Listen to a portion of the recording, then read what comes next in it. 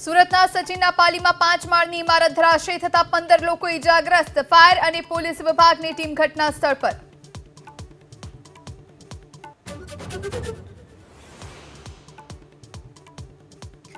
છોટાઉદેપુર જિલ્લા સેવા સદનમાં 4 સરકારી કચેરી seal. Watershed, local audit fund, home guard commander અને સીઆઈડીની કચેરી ખસેડવાની સૂચનાના અનાદરના પગલે કાર્યવાહી। દમણના સાંસદ ઉમેશ પટેલની પ્રશાસનને સ્પષ્ટ ચેતવણી, હવે નહીં ચાલે અધિકારી રાજ। હું લાલુ પટેલ નથી અને એમના જેટલો સૌમ્ય પણ નથી, અધિકારીઓએ તમામ માહિતી આપવી પડશે।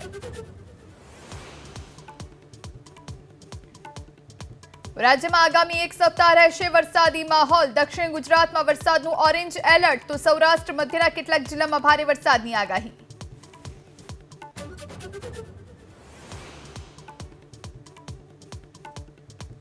રાજ્યમાં સાંજે 4 વાગ્યા સુધીમાં 41 તાલુકામાં વરસાદ। તાપીના ડોલવણમાં સૌથી વધુ 5 ઇંચ, તો 13 તાલુકામાં અડધાથી 2.5 ઇંચ સુધીનો વરસાદ।